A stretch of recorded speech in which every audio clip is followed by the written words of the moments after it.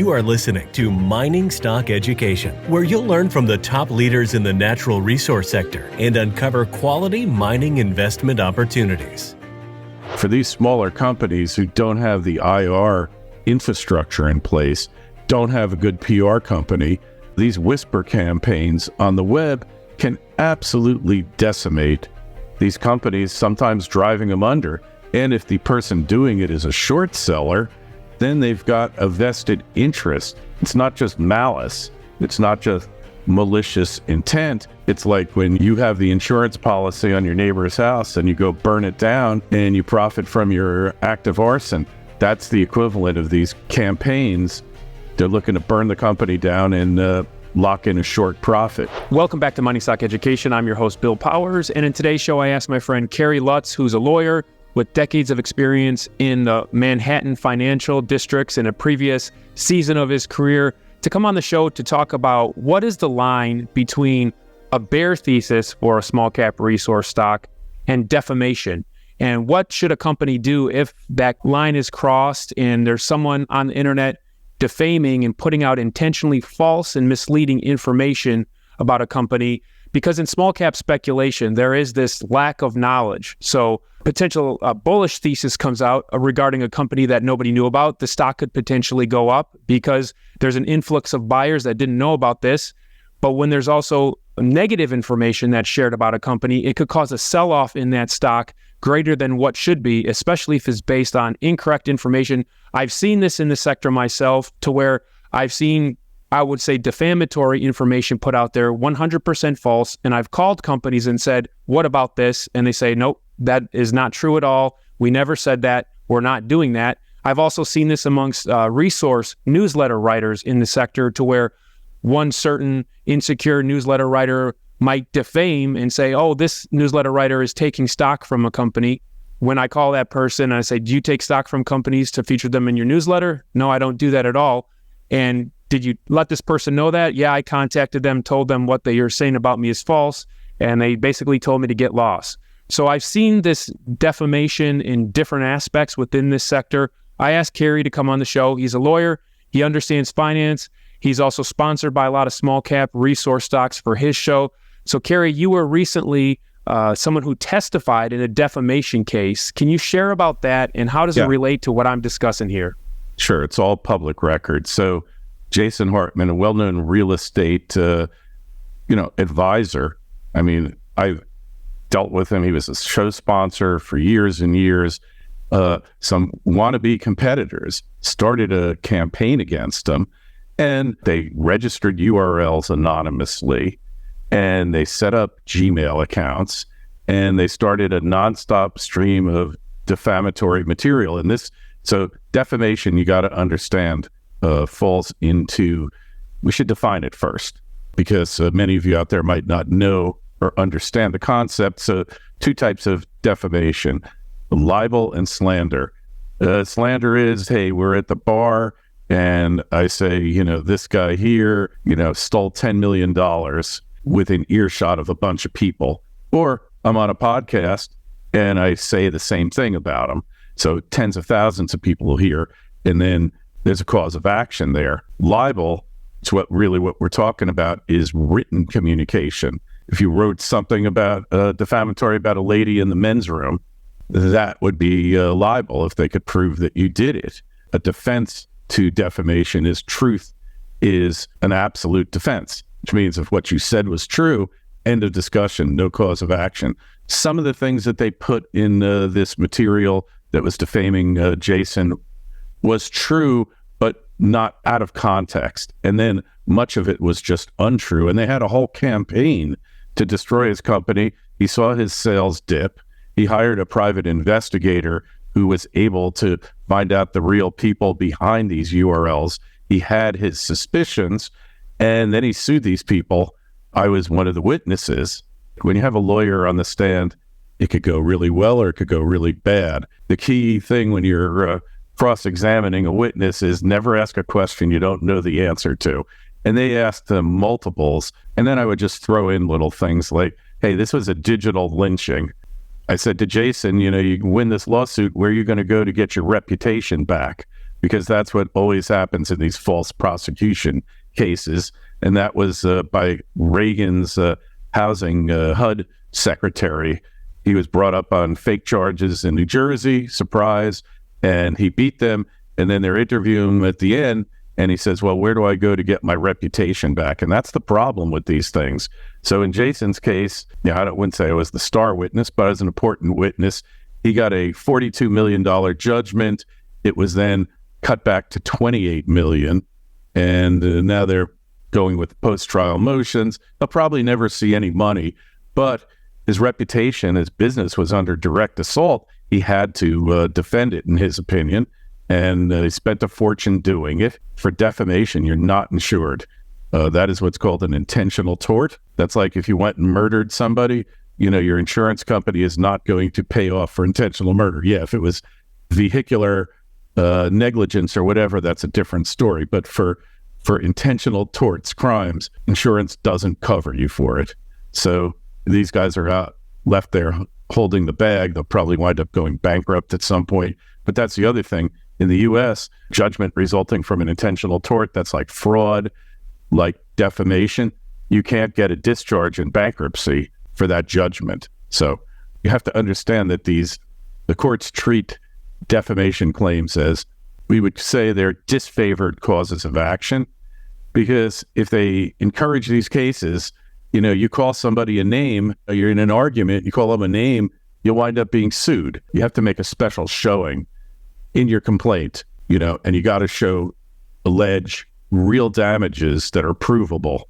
And that's why so few of these cases ever come about. Let's not confuse this with what the media does, because they have further privileges. And there's privileges to defamation claims, like that you totally believed it. You have a privilege because you're commenting on your own affairs, so you're allowed to make statements that you believe to be true. There's a few privileges involved here.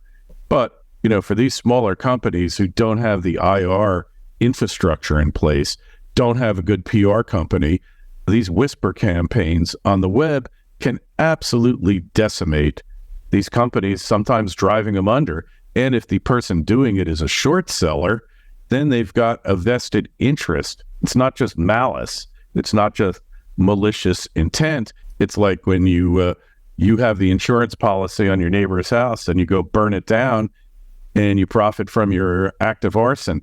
That's the equivalent of these campaigns. They're looking to burn the company down and lock in a short profit. And it's happened. We've seen it come up in court many, many times in different lawsuits. But these cases are very hard to prove. And they are, like I said, the courts are predisposed against you. And of course, you have the cost of litigation.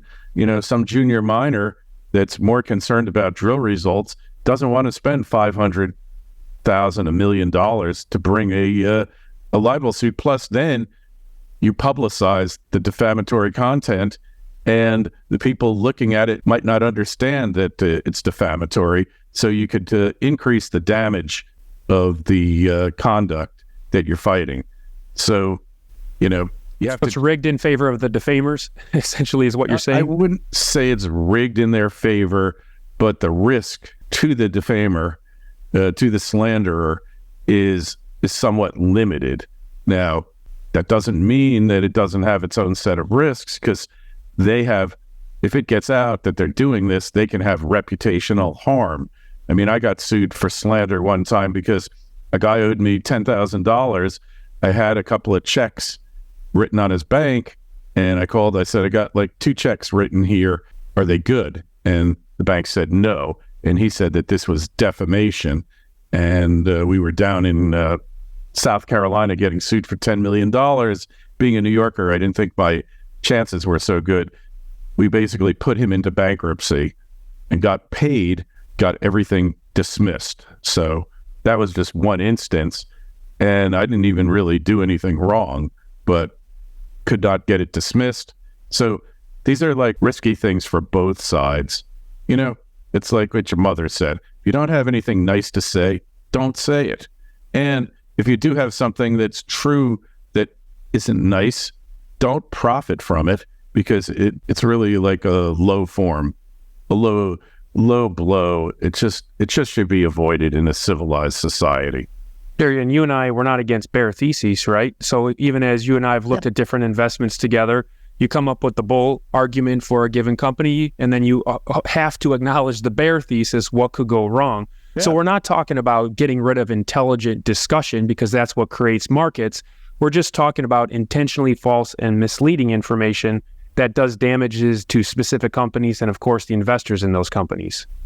Yeah. And like I say, the intent usually in that case is going to be financial, the motivation.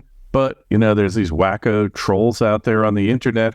They just do it because they like to blow things up, and they start you see it on the boards all the time. They make claims about the company. So look, at the very least, your company falls victim. You should send out a cease and desist letter and then just sit back and see if they respond or not. But at least they're on notice then that you're aware of it and you're not going to put up with it. What you do from that point on, you have to see what the circumstances dictate. If it's really damaging and it's really having a negative effect, there might be other remedies available as well. If the person's a member of an exchange, they got to uphold certain levels of conduct, or if they're licensed professional. So it could be a complaint to FINRA or to whatever governing board there is, will shut them up. And they might be forced to actually post a retraction. But retractions, even if they retract, the damage is still done. Yeah, that's an important point to note. But what happened if they're a newsletter writer or social media influencer or just a random person that's spamming on all these message boards? What would a company do? Cease and desist letter? Yeah, cease and desist. That's where you started out. We know the people who are out there doing this, and some of them do have financial motivation, and some are just crazy. It's like when you're dealing with a crazy person, usually the best thing to do is just to ignore them, because when you start engaging them, unless you're really going to come down heavy and slam them, you just encourage them, you empower them. So taking the high road, always cease and desist, litigation being the absolute last resort, because it's so costly and unpredictable. Kerry, you're invested in a company and then you see slander and malicious information being put out against a company that you're invested in. How does that affect how you view that company as an investor? Because that's what our listeners are. Well, it depends. If I think it's going to do lasting damage, I might very well dispose of my shares. So they've accomplished their purpose. But if I believe in the company, I know the management, I know that they've been truthful with me in the past, then I'll generally stick with them and help them devise a strategy. Sometimes it's PR. There are public relations firms that specialize in damage control. And sometimes you just bring that on and it can have the opposite effect. Like nobody knew about your company. Then it's getting slammed, and then they get curious about the story, and then they watch your response and they say, oh, that's all garbage. And then they wind up investing in you. It's how you handle it then, huh? Yeah, it's a strategy of dealing with it. It's all too common in today's world.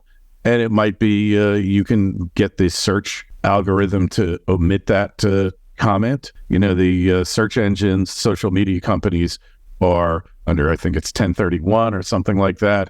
They're exempt from defamatory statements that are posted by third parties on their sites. And that goes for you and me as well. But generally, if they know something's false, you can get them to take it down. Kerry, I didn't mention your show at the outset. I just assumed people knew, but it's Financial Survival Network. You are one of the original financial podcasters, been at this well over a decade. For people that don't know, what do you offer? Oh, just we try to get the contrary opinion in, the opinion that the mainstream media is not covering, whether it's global health issues or whether it's the precariousness of the financial system, whatever it might be. We try to deconstruct and get down to what appears to be the truth. But nowadays, you just never know, especially with these, with AI fakes coming in now, it can be very difficult to discern truth from fiction. So you're a rebellious libertarian then? Yeah, I guess you could say that. Not so much rebellious anymore. I'm too old to be rebelling, but but I'm not accepting of the narrative, that's for sure. Yeah, well, Kerry, you're a good friend. Thanks for coming on my show today. Always an honor and pleasure. Thanks, Bill.